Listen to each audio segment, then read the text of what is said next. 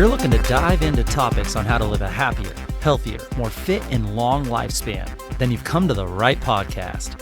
Livin the Dream with me, Coach Damian Evans. Together, we will explore the topics on all things health, fitness, and wellness. Together, we will be lifelong learners on this journey to living the ultimate dream. What up, Dream Team? Coach D here, coming at you from beautiful sunny San Diego, and welcome back to the Livin the Dream podcast. And today, we are throwing it back. On Throwback Thursday, we dive into some of the best episodes from the archives, packed with timeless strategies to help you crush your health, fitness, and wellness goals. These episodes might be from the past, but the lessons still hit hard today.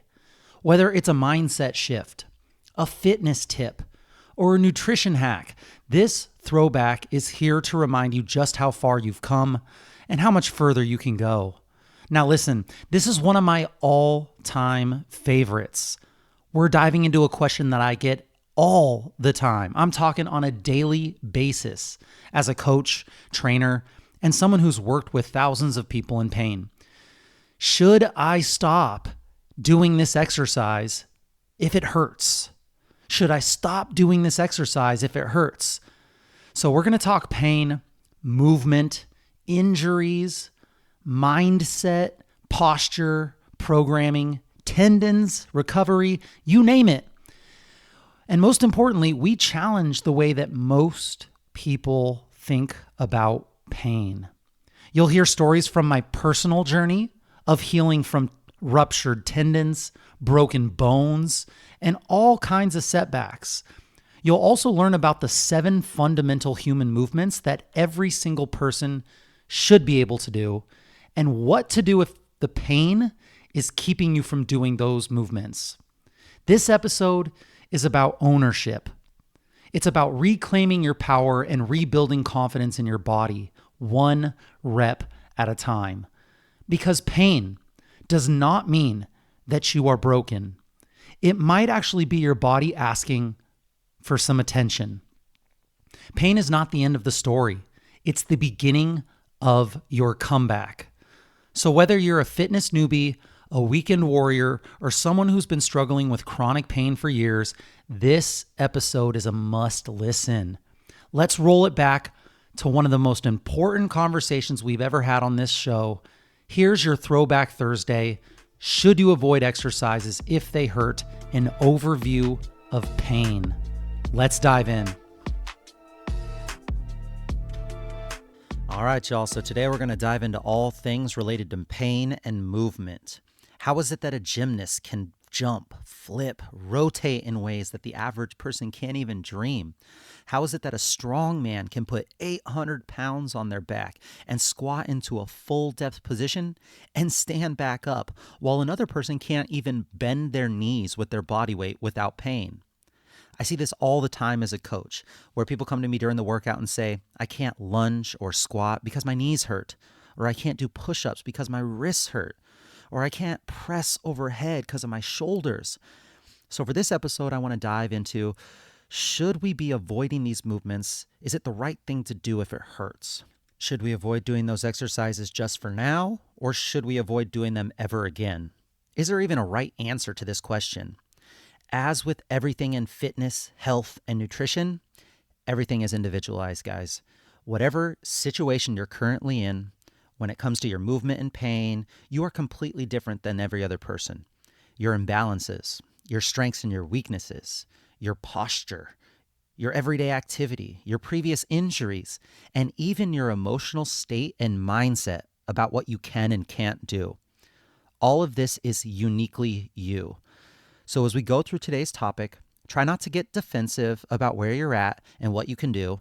And if you hear something that doesn't really sit right with you, take a second to understand that yes, your pain is very, very real for whatever the reason is. But let's not resign ourselves to a lifelong struggle with no power to fix it. So first, I want to start by addressing the 7 fundamental movements that every human should be able to do. 7 movements. Number 1, the squat. This is the king of all lower body movements. Squats are an incredible exercise that primarily train the hips, the quads, the glutes, and the hamstrings, the lower body. Squatting is important for many reasons.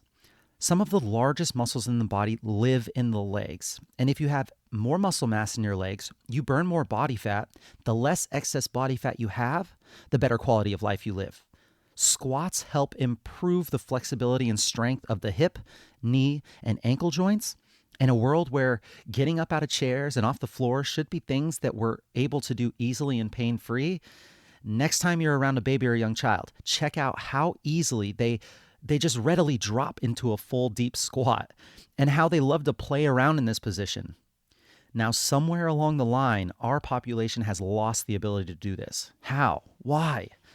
Well, if you look at how our world is set up, the chairs, the beds, the desks, the toilets, these things are set up for us to only need to express half ranges of motion instead of the full ranges of motion that our body is capable of. If you look at countries where the culture is to sit in a deep squat rather than to use a chair to eat or use the bathroom, the instances of low back pain and hip degeneration are noticeably and drastically reduced. And the risk of falls in these populations are far fewer than what we see in the United States. Squatting is a baseline for human functionality. And biomechanically, we should be able to sit with the back of our thighs touching our calves and be just totally fine hanging out there. So number one, the squat. Number two, hip hinge. This is such an important movement. Many of you have seen this movement in a straight leg deadlift or a normal deadlift. And this is one of the greatest full body strengthening and muscle building exercises that you could do. It allows us to do one of the most basic functions of human life, which is safely picking heavy stuff up off the floor. Some of the strongest muscles in the body, like the glutes, the hamstrings, those are controlled by the hip hinge. And if you'd like to perform a squat correctly, the very first part of that movement is a little baby hip hinge. So in today's population, you'll find that more people than not struggle terribly with this movement. They instead tend to bend over at the low back, putting so much pressure on their lumbar spine and their low back muscles. This is one of the main reasons why low back pain is so prevalent in adults nowadays. They're unable to get into that hip hinge position because the hamstrings and glutes are so tight from sitting so much. And we have a hard time connecting to those muscles. Instead, it's just easier to flex at the lumbar spine. So we want to use those larger muscles in the posterior chain, but bending over at that lumbar spine, now we're just using those smaller stabilizer muscles and in the wrong places to try to do the work instead. So number two is the hip hinge. Number three, lunge. A lunge is a split stance variation of a squat.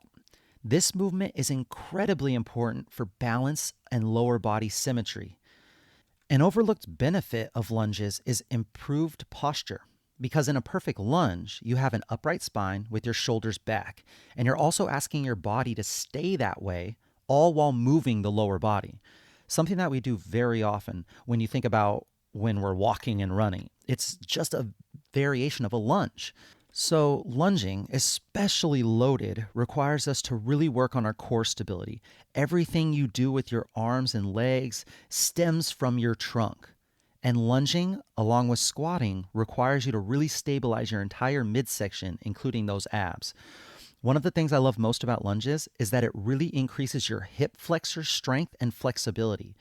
And in a society where we are overly tight and weak in our hip flexors, the front of the hips, from constantly sitting in a 90-degree position. This is why a lot of people feel pain in their knees when lunging. It's because the hip flexor muscles are so tight and they're pulling on the kneecap and the tendons. They're tight and weakened, and the body is saying, hell no, dude, you haven't earned the right to do that. What are you thinking? This is really something that we should be putting a higher priority on if our goal is to move our lower body pain-free. Finding out where we currently are with our mobility and strength, and then working every day to improve that. So number three, the lunge. Number four, push. You have both horizontal push and vertical push, two types of pushing movements. When you think about a horizontal push, you're thinking about like a push-up or a bench press. When you're thinking of a vertical push, you're thinking of more of an overhead press, straight up. Now, while I think being able to move in all directions with a full range of motion and pain-free is important, I do personally think that we don't need too much work here in the horizontal pushing department. Now, don't get me wrong, push-ups are my absolute favorite upper body and core exercise, but we tend to already be overly rounded forward with bad posture. And it is when we work on this horizontal push without balancing out the horizontal pull where imbalances and pain can stem from. We tend to work on what we can see and we forget about the stuff that we can't, like our back muscles, which we'll get into next. Now, the vertical press, this is something that means a whole lot to me. I went through a period of time where I trained some advanced elderly clients, and every single one of them had trouble raising their arms all the way over their head in a full range of motion flexion. This is one place that I learned that if you don't use it, you lose it. And it was kind of scary. This wasn't me asking them to do a ton of weight in an overhead press. This was me asking them to raise their arms above their head, and they couldn't do it on their own. This is why I feel a vertical press is so important. This is something that I want to be able to do all my life. And the only way to maintain that motion and not end up like one of these elderly clients is to every single day move in a full range of motion with the shoulder and make sure I adequately weight train to keep up the strength and movement pain-free. Now, here's the good news. With a little mobility work and weight training, my 85-year-old client who couldn't bring his arms above his shoulders was able to earn the right to raise his hands straight up in the air and even was eventually able to hold some light dumbbells above his head. Or the 92-year-old man that I trained with severe hunchback and rounded shoulders with some pulling exercises to strengthen his posture muscles was able to grow 2 inches taller in the year that I trained him. Crazy. These were both two of my favorite people ever to train. So awesome. And it's never too late for you. A frozen shoulder or not, a torn labrum or not, you can work to earn a further range of motion and be stronger at every position if you put your mind to it and if you work hard. Your injuries do not define you unless you let them. So number 4 is push, leading us to number 5, which is pull. This also has 2 different types, the horizontal pull and the vertical pull. So a horizontal pull, you're thinking a high row or a bent over dumbbell row. And a vertical pulling movement would be more of a pull-up or a lat pull-down. These are the exact opposite of the pushing movements. So the average person could really benefit from putting a little more focus on pulling. We neglect things that we can't see. We tend to be overly rounded over screens all day long. We are constantly lengthening and weakening our back while shortening and tightening our fronts. In this imbalanced equation, all sorts of problems and aches and pains will happen. The general rule, until our world around us changes from our forward focus, is to pull twice as much as you push when you're training. Balance is the goal. The ability to fold our arms behind our backs in the same way that we can cross our arms in front of our chest. Pulling is for the upper body what hip hinging and deadlifting is for the lower body. So number 5, pull. Number 6 is rotation. Rotation is so important for living a pain-free and independent life. You may not think about all the rotating that you do throughout the day, but if you've ever lost the ability to, let's say, rotate your head because of a neck injury or twist your upper body due to a back injury, you know all too well how important rotation is on your quality of living, especially once you've lost the ability to do it. Number 6 is rotation. And the last, but definitely not least, 7th final fundamental movement is gait, G-A-I-T, your gait. And when you think of movement, you most definitely can't forget about walking and running. Now, while these movements are complicated to say the least, we all can do it. But for some of us that don't have the best form and mechanics with our gait, it can lead to extreme breakdown in our muscles, our joints, our bones. And pain will for sure come with all of that. Now, I've learned that a lot of pain can originate from the ground and travel all the way up the kinetic chain and make its way up to the neck and the head. This is a lot of time due to incorrect mechanics involving gait. So number 7 is gait. And now that we've gone over all 7 fundamental movements that we should all strive to maintain for the rest of our lives, squatting, hip hinging, lunging, pushing and pulling, rotating, and gait. Let's move on to why we are listening to this podcast in the first place. Why does the pain occur while doing these basic fundamental, primal movements that the body was designed to do. Let's go over some reasons why you might be in pain. And remember, when listening for what might apply most to you, the reason you feel pain could be from one or multiple of these factors, or it could have nothing to do with your situation. Remember, everything is individualized. Either way, it's important to know that this is going to take some trial and error on your part, as well as an open mind. Because what your reality is and how you view movement, that is what got you to where you are now, both good and bad.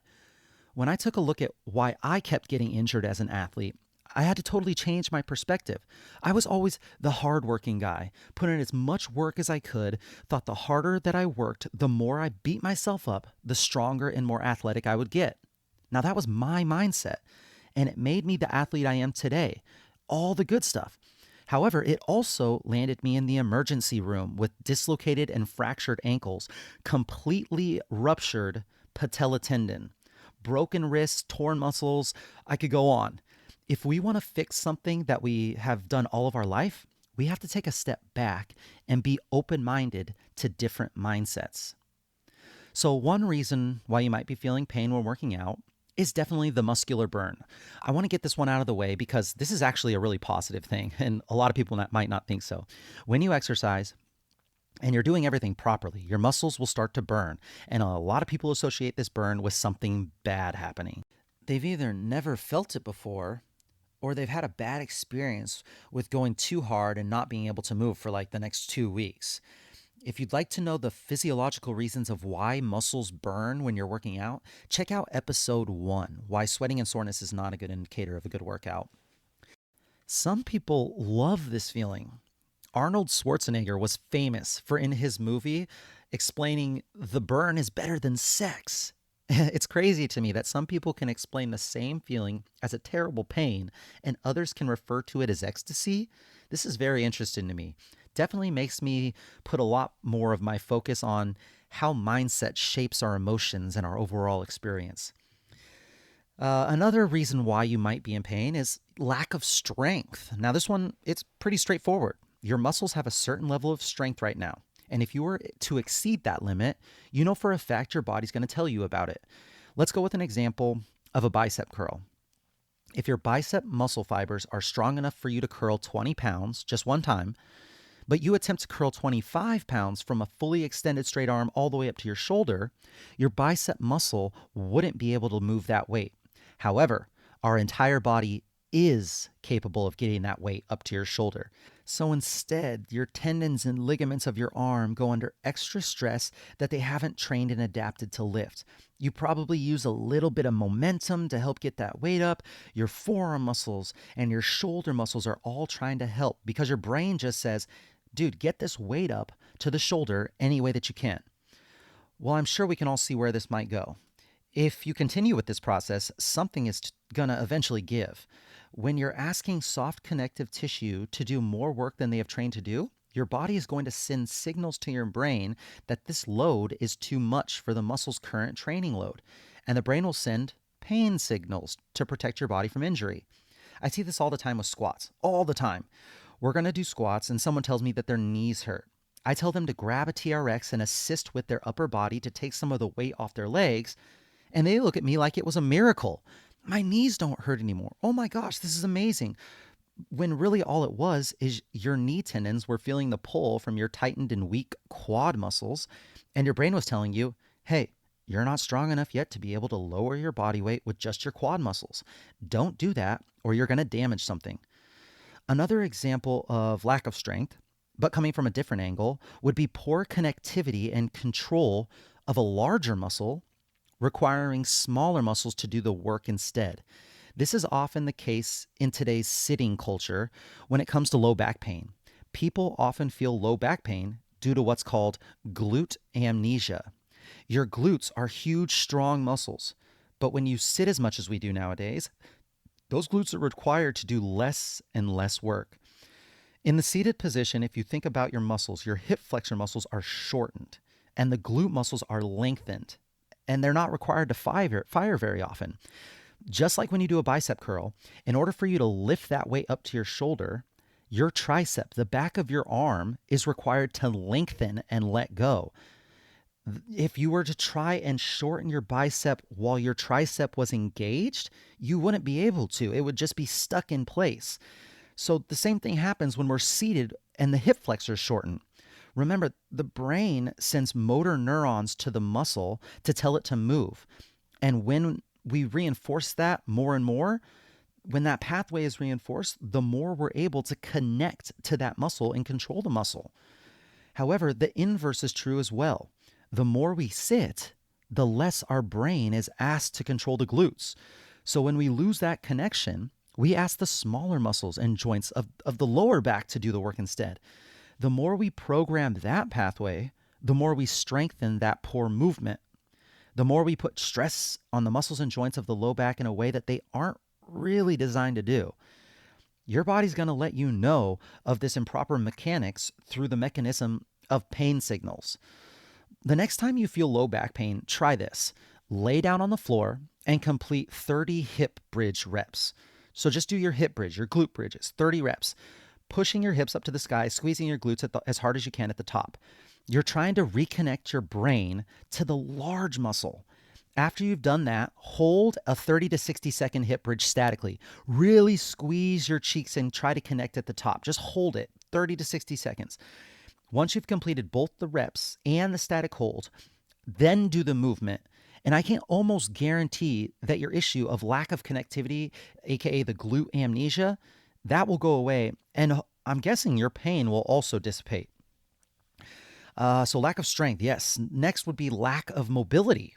This is kind of similar to lack of strength in the sense that mobility, to me, is the ability to move freely and easily under complete control. You could stop the movement at any point if you had to. So if you were lifeless on an operating table and your body is capable of putting your leg behind your head, however, alive and conscious, you may not even be able to touch your toes. Why is this? Why is it when everything's turned off, the muscle tissue, the everything in your body is able to move that way, but when you're alive and your brain is kicking and you have these mechanisms of protection, why is it that you're unable to even touch your toes? It's because of mobility. You don't have the motor neuron control of your movements at those end ranges of motion. So lack of mobility. Another one is an acute injury. Acute, not like acute like a puppy. Acute as in short. This just happened. This may be obvious, but we have to mention it. You could be experiencing pain due to an acute injury, a muscle pull or tear, a blunt force trauma, a pinched nerve, or anything like that.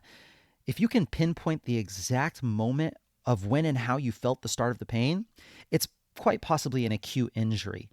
In my experience, this is a little less likely than the other reasons, but if it is an acute injury, the good news is it usually takes less time to fix than a chronic or overuse injury. And that leads us into the chronic and overuse injuries. We covered this a little bit when we talked about people who love to do steady state cardio exercises that involved impacts such as jogging in episode 3. When you ask your body to do the same repetitive behavior and do not give your muscles, ligaments, and tendons time to recover and rebuild, then breakdown occurs, and you better believe that pain's going to follow that. When you no longer have that soft connective tissue, yet you're trying to do the same activity as when you had full strength. This is something I did a terrible job of at first. I never put any focus on the recovery stage. I just kept lifting 7 days a week and kept wondering why my joints were hurting and I wasn't getting any stronger.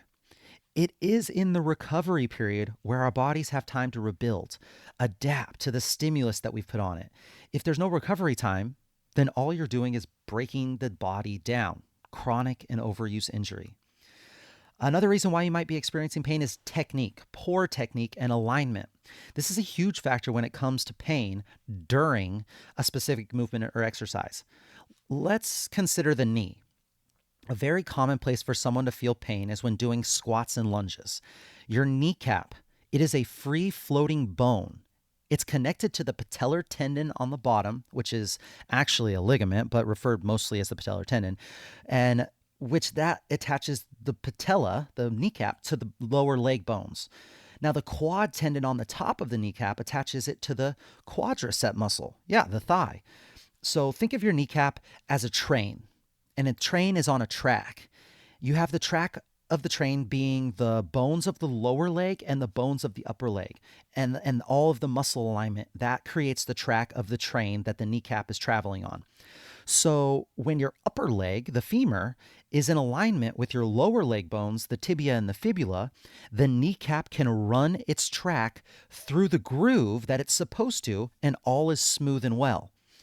Now, let's say that your upper leg is rotated in due to maybe weak glutes or tight inner thigh muscles, your adductors. This is super common. Weak glutes allowing it to kind of lengthen and rotate the upper thigh in, tight inner thighs at the same time pulling it in. Well, now the tracks of your knees are not aligned, and the kneecap is required to move out of the groove. And if it's not designed to do that, that's going to for sure cause some discomfort, and most likely a pain signal will be sent out, as well as some inflammation and some swelling.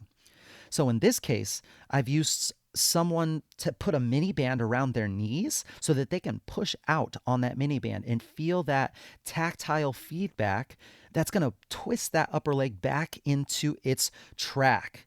And that's going to make it so the pain magically goes away, quote unquote, magically, when performing squats, because now the technique and alignment is in place. Technique and alignment are so important when strength training your muscles with a resistance that they're not used to. Another reason why you might be feeling pain is posture. Pain from posture is super common. It's your body sending you signals that something's not right. Posture is kind of funny because when we start to fix our posture and we train our body in the neutral spine alignment that we're supposed to, and stack the joints of the spine in the way that they're designed to be, you start to realize that your poor posture created strength and mobility imbalances. Poor posture created technique breakdown. Poor posture contributed to your chronic and overuse injuries. It's really all connected. So if you have poor posture, you might have had a bunch of the things that we just mentioned. Let's discuss one of the main postural issues that we're seeing in today's ever-increasing sedentary sitting culture.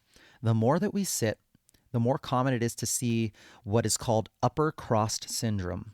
If you're listening to this, you most likely have some form of upper cross syndrome. I know for sure that I do. Upper cross syndrome refers to a particular configuration of overlapping, overactive, and underactive muscle groups in the neck, chest, and shoulders. Typically, poor posture causes this syndrome, including a forward head, which occurs when people use electronic devices, when they read or they drive.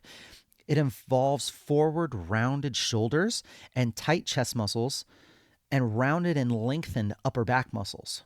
If you use computers or tech, or you text and scroll on your phone frequently, I can almost guarantee that you have a form of upper cross syndrome. Check this out. I want you to visualize your head and your spine. When your alignment of your ears sit in line with your shoulders, and your shoulders are in line with your hips, when the head is in proper position and the neck muscles, they're only supporting about 12 pounds. So when everything is in alignment, your neck muscles are supporting about 12 pounds. Now, for every inch that the head moves forward, approximately 10 extra pounds are required by the neck muscles to support it. 10 extra pounds every inch your head moves forward.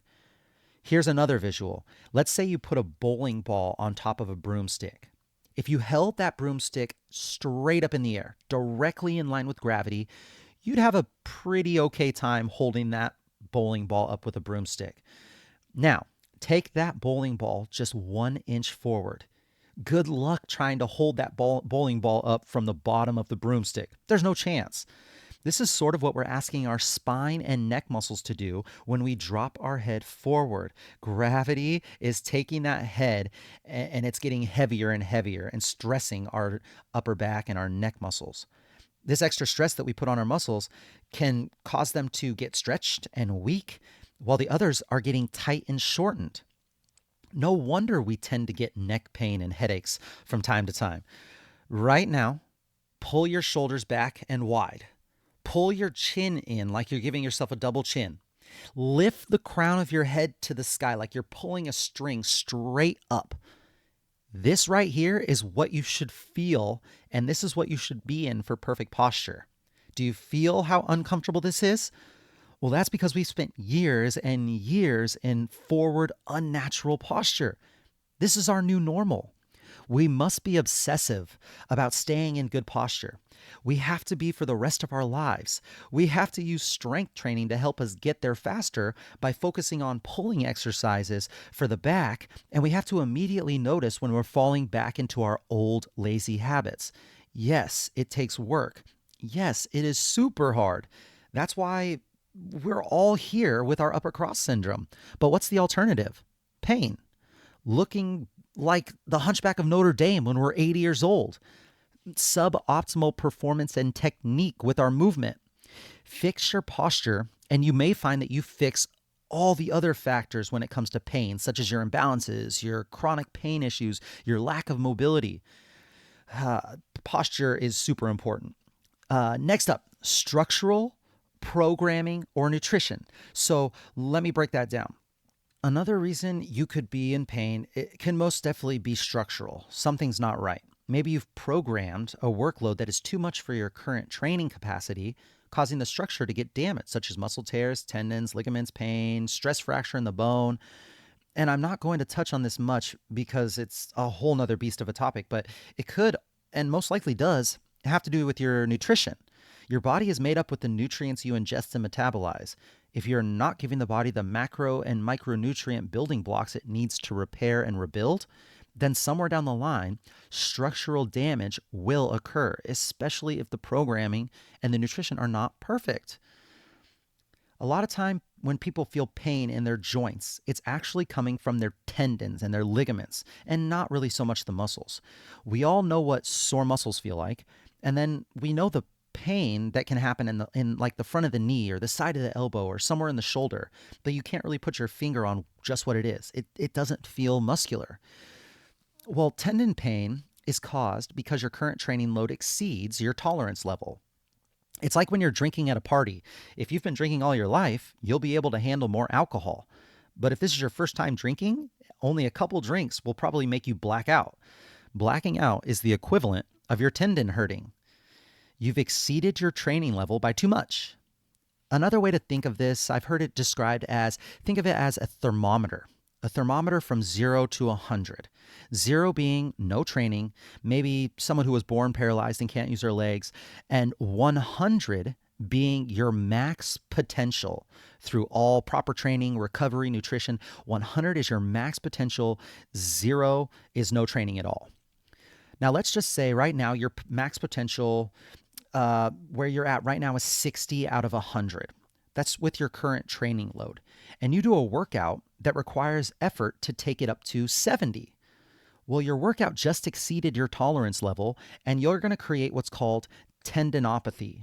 You've probably heard of tendinitis or tendinosis. Well, these are just types of tendinopathy. Here's where the tendons get a little tricky. If you think about the thermometer, if you completely rest the tendon for too long, the body's going to adapt to a lower training load. So in the previous example of you had 60, you took it up to 70, pain was generated. Let's say we rested for like 6 months and didn't do anything because of the pain. Well, instead of repairing us back to 60 and being good to go, we rested too long and went all the way down to 50.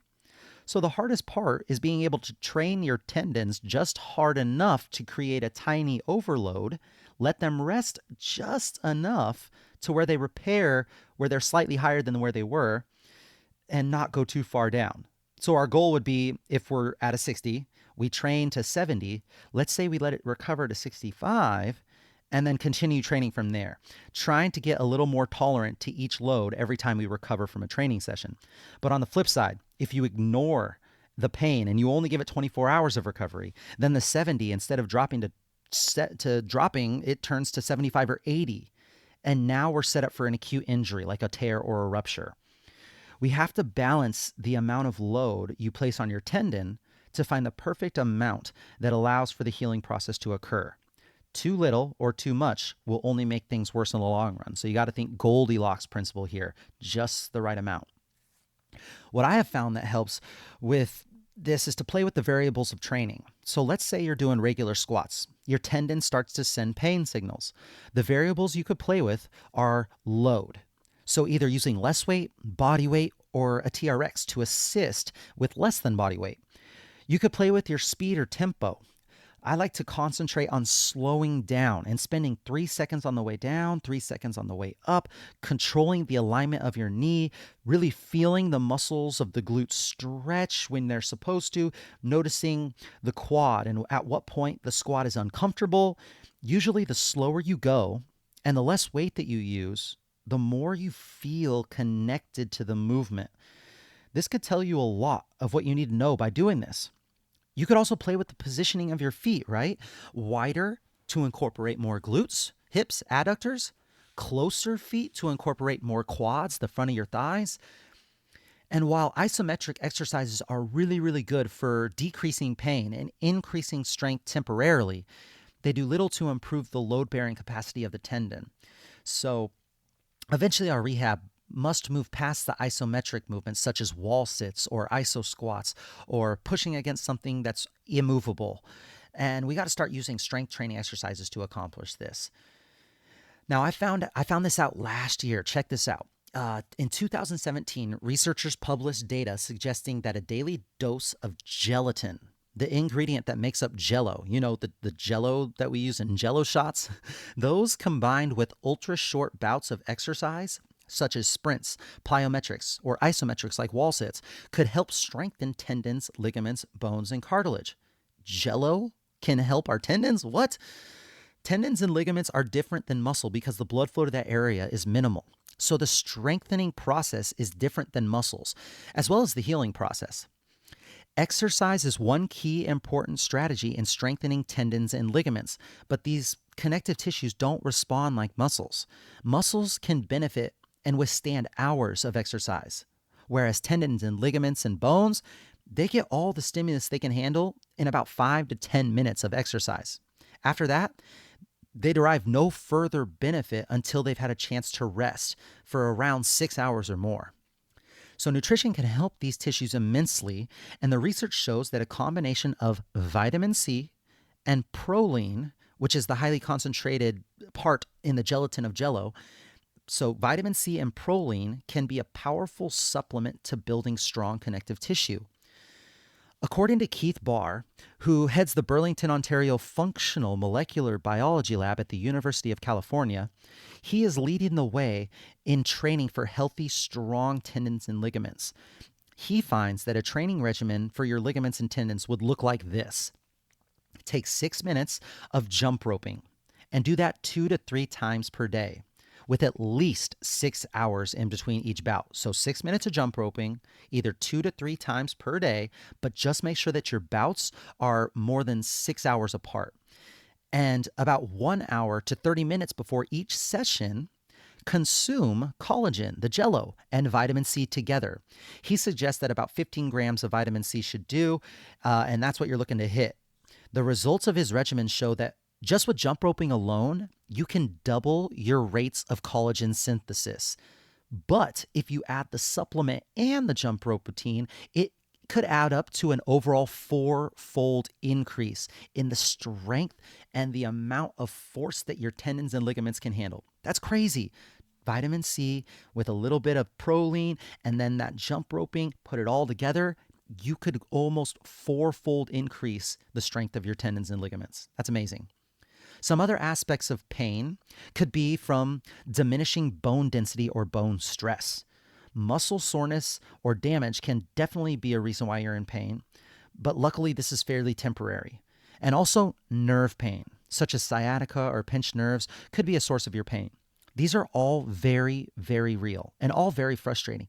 But I personally believe that if we address some of the other things that we mentioned before, if we work on our overall strength, if we work on our overall mobility, if we get better overall posture and technique, over time, we can combat many of these aspects and create a more pain-free and empowered body and mind. So as we move on and we think a little bit more deeper, we can start to talk about the mental aspect of pain. What is equally as important as biomechanics, posture, and strength training for pain management? Well, it's the psychological side. Let's go through an example of what happens to a lot of people. You experience back pain from one thing or another. Maybe it's chronic, maybe it's acute. Maybe you're not even sure what it's from. You go to the doctor and you get an MRI and an X-ray, and the doctor comes back with the results and a picture of your spine. And he says, oh, well, here it is. You have a herniated disc. You have a bulged disc in your back. It doesn't look good. This has got to be why you're in pain right now. And you think to yourself, oh man, I'm broken. I'm going to die unless I don't protect myself by always staying upright, never twisting, never bending. I'm very fragile now, and unless I'm super careful, I'm going to paralyze myself if I do anything crazy with my back. Now, I can totally sympathize with these people who feel this way. It's a super scary thing. If you've ever even just tweaked your back from doing a random movement, you can be bedridden for a long period of time.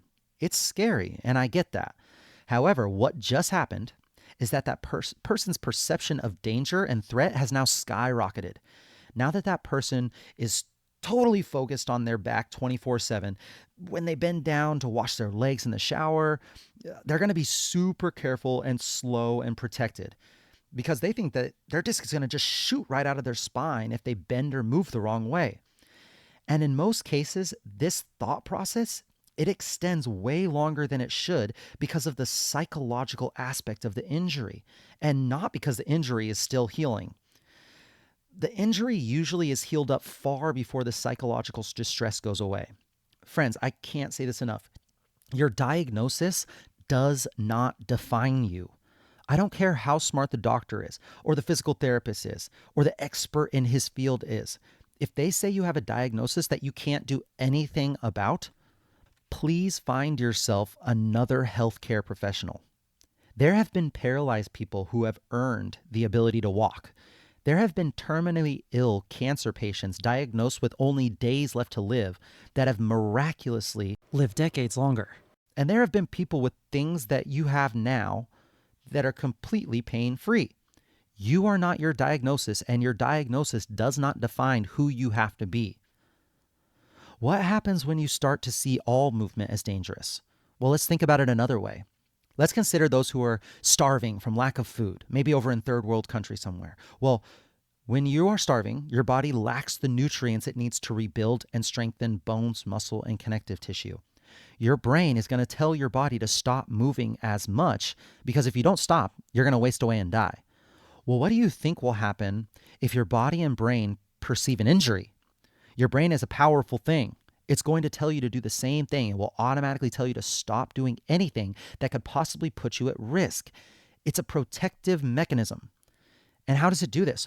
Well, it's going to send a signal from your brain to your body via pain. In the case of chronic pain, your body is saying something isn't right. The only way your body has stopped you from moving in the past is by sending pain signals. It says, damn, this human body won't stop doing this one thing wrong. I really would like it to quit.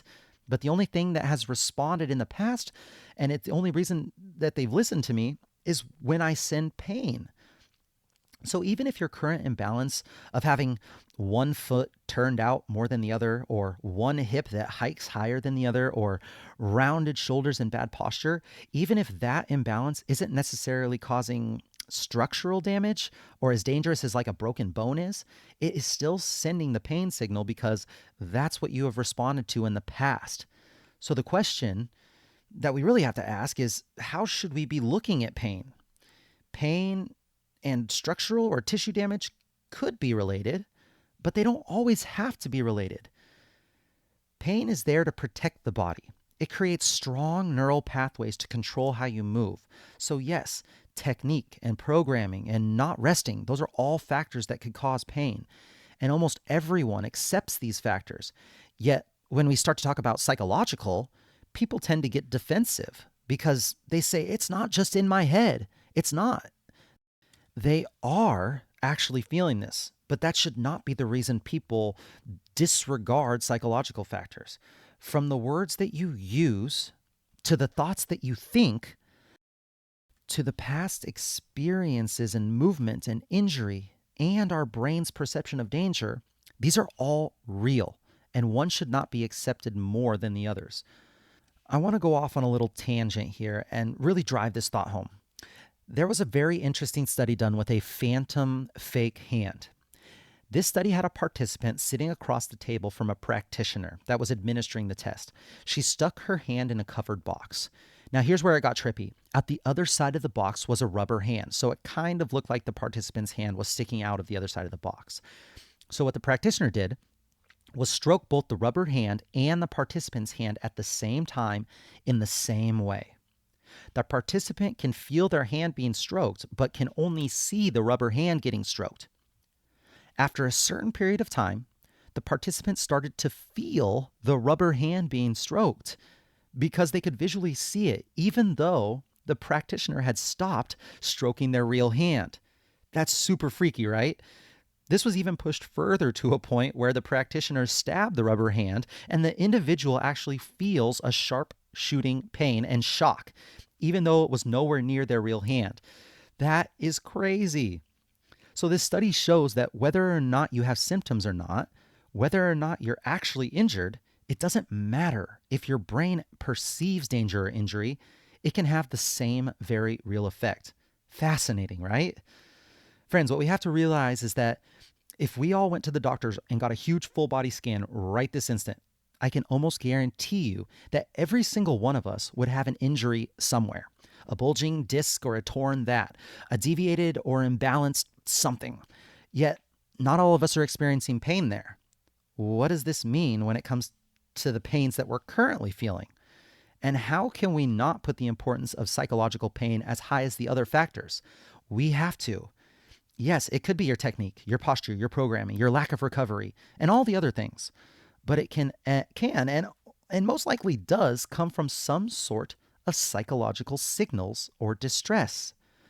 Another extremely interesting fact is that there's phantom limbs by people who are amputees. The vast majority of amputees still feel pain in their missing limb, not as a memory or a vague shape, but in complete detail. They can flex their non-existent fingers, or they can feel a fake ingrown toenail. Astonishingly enough, even people born without limbs can feel phantom limbs. How is that even possible? They've never had it. How can they feel it? What causes this? The accuracy of these people's feelings means that there must be some sort of map to our body somewhere deep in our brain that we're born with. But what is really interesting is that the feelings that these amputees and missing limbs create, the vast majority of the feelings are painful sensations, not pleasure, not warmth, not relaxation, but pain. To understand this, we really have to understand the pathway in the body from limb to brain. Our body is full of sensory neurons responsible for everything that we feel for texture or temperature, to the kinesthetic awareness of where our limbs are in space. Neural pathways carry this sensory input through our spinal cord all the way up to our brain. So even though you lose a finger or a hand, you got to think about how much there's still affected and left behind from your arm to your shoulder to your spine and all the way up to the brain. There is still most of that pathway left behind. Now, when the limb is severed, it leaves behind the ends of severed sensory neurons as well. These thicken at the end over time. And when this happens, they send distress signals to the brain that something isn't right. Under normal circumstances, these signals would be stopped in what's called the dorsal horn of the spinal cord. So the signals would usually stop and they would be like, oh, this is just a false thing. However, for some reason that we don't quite understand yet, when this phantom limb happens, there's a loss of this inhibitory response in the dorsal horn, and the signal tends to intensify once it reaches the brain. Now, the brain has been trained to send a stronger signal to the areas of the body that might be injured. This is so that you don't disregard an injury and be at risk for not letting it recover and making it worse. This makes sense, right? When you stub your toe or you cut your finger, it throbs like crazy for this reason. Usually you aren't too aware of feelings in your toes until you smash it, and then it's the only thing that you can think about. This is what they believe is happening with phantom limbs. The brain senses something wrong. so it sends pain signals to that area, even though there's nothing to heal. Now, the reason I bring all of this up is because when you're feeling pain in an area of your body, you must think about what is happening from the site of the pain all the way through the body and up to the brain. If we dismiss this information, then we could quite possibly be stuck feeling helpless when it comes to pain. Instead, if we equip ourselves with as much knowledge as possible, we are set up to combat and take the power of all things, including your chronic pain. So, how do we work towards pain-free movement? I'm in pain now. What do I do? Well, a huge percentage of tissue damage like tendonitis or pulled muscles are because of overuse, and you've exceeded your training tolerance. So you need to look back at the exercises you're doing, and are you doing too much of them? And what can you do to lessen your load?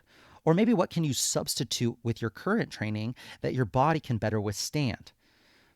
Maybe it's as easy as changing your barbell bench press to a dumbbell bench press. Now, this allows you to have a freer movement at the shoulder, the elbows, the wrists.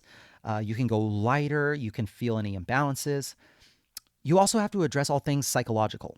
Pain is a warning signal, a protective mechanism. It doesn't always have to mean structural damage. A lot of the stories we have told ourselves over time can contribute to how we are feeling that pain.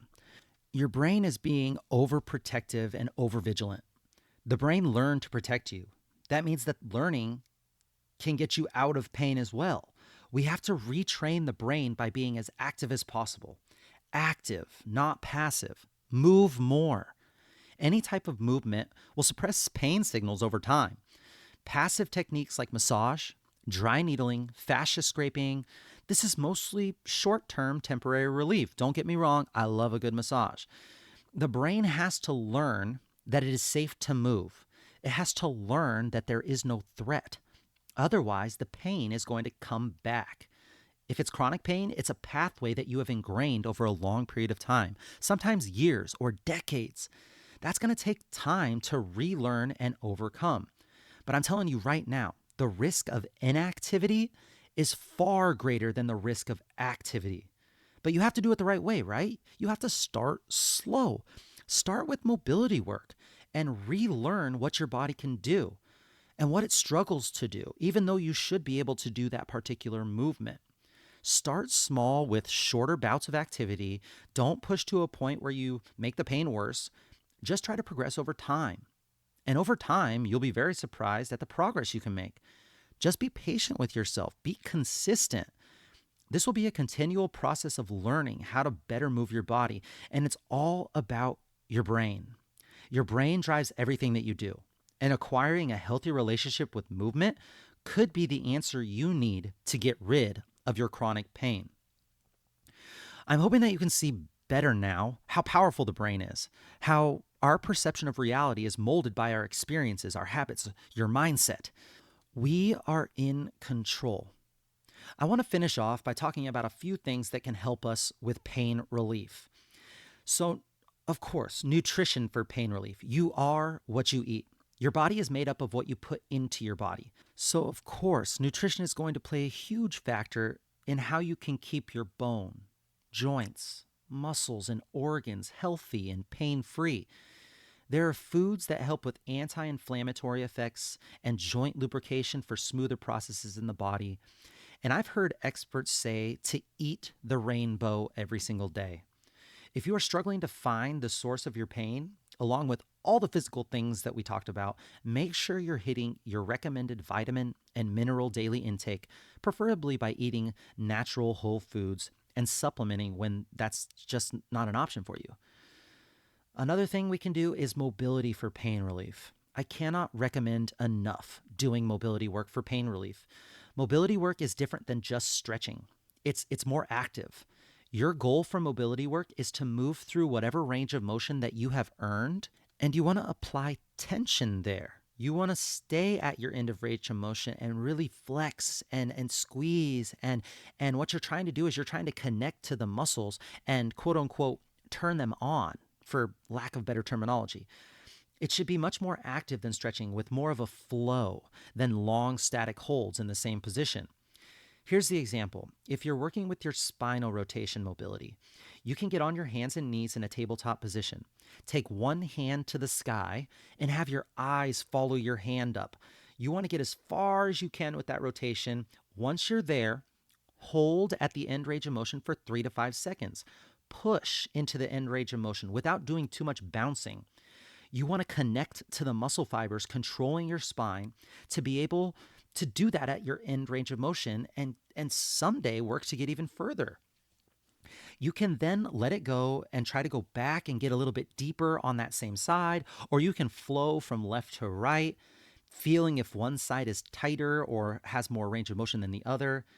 Now, I've uploaded some really great pre-workout mobility flows on YouTube. You can access them whenever you want and follow along with it too.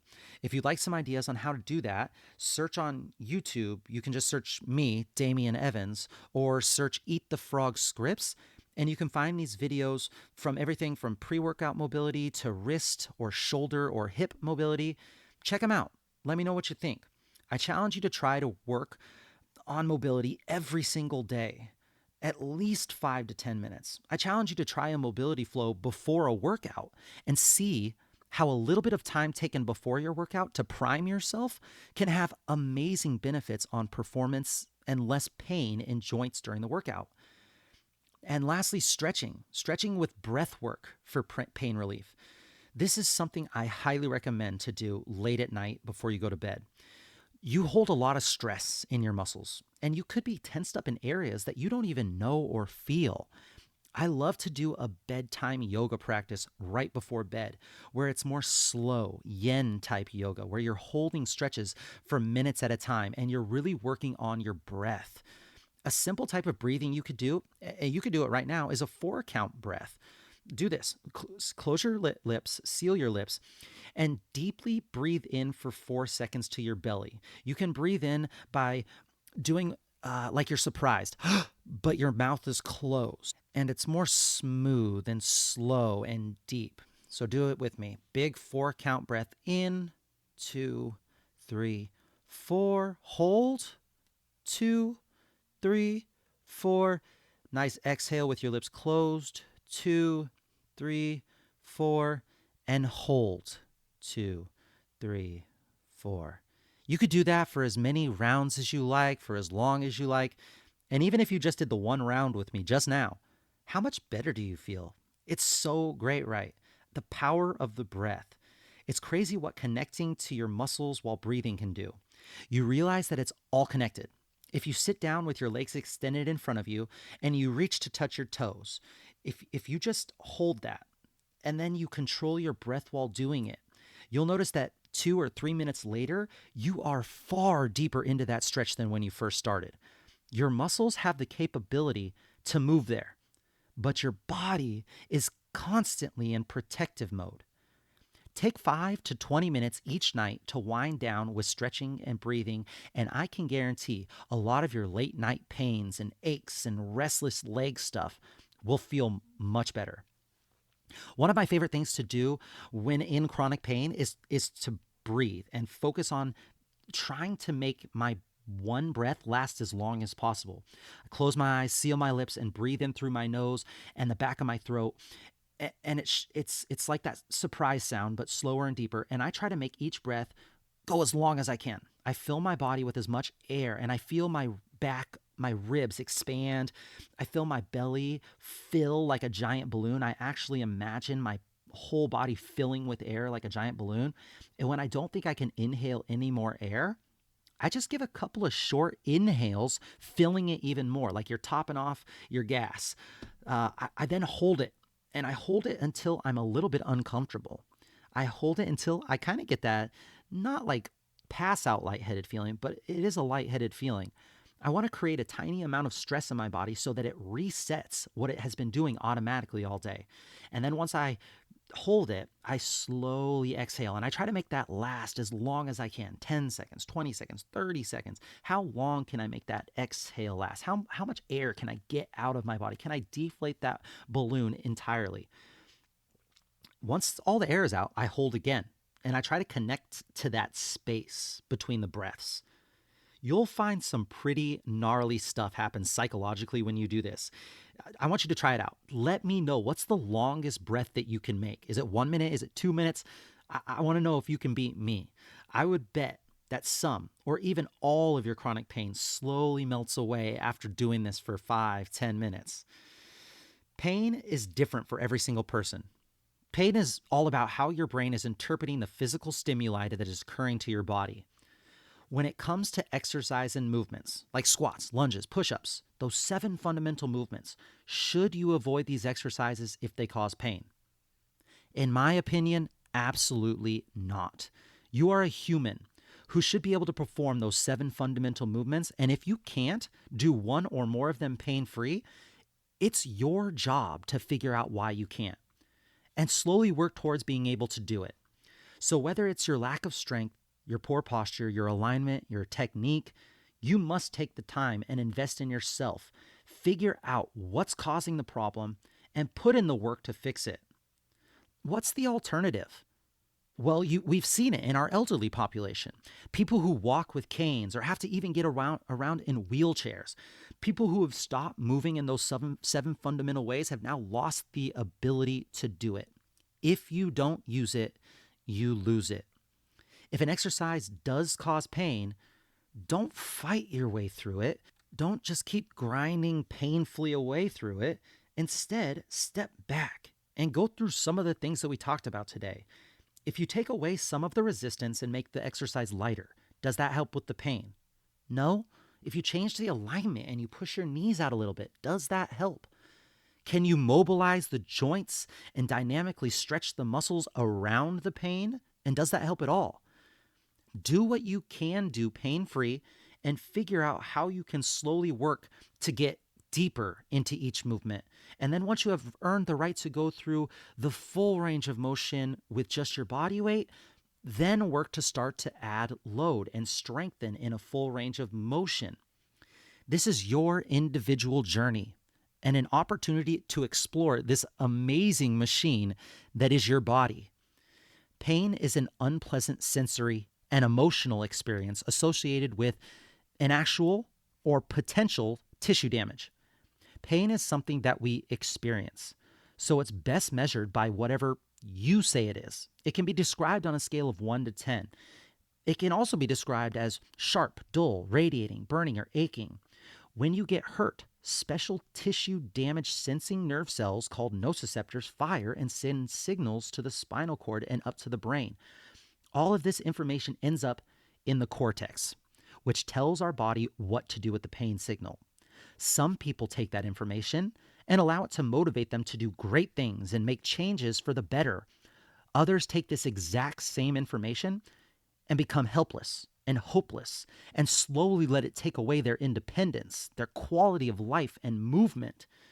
We are in control. Find the excitement in the journey of exploring our bodies. Where are we right now in this time? And how did we get to this moment? I used to feel pain in my hips and knees when I squatted. And then I worked on my mobility, my posture, and my alignment. I worked on my mental response to the pain that I thought I felt during exercises like squats and lunges. You will now frequently find me sitting in deep squats on the floor, sitting in all sorts of weird ways, because I know that I was once in a place where I thought that I just had bad knees from all my years of sports. I thought I had bad joints because I was getting older. I thought that's just what happened. I thought my years of chronic impact and body abuse and lack of recovery was catching up to me. I was wrong. It's never too late to progress. It's never too late to discover and work on your weaknesses and your imbalances.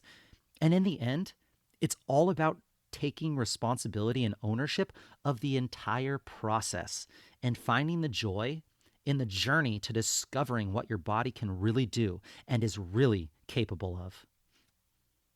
All right, Dream Team, that's it for today.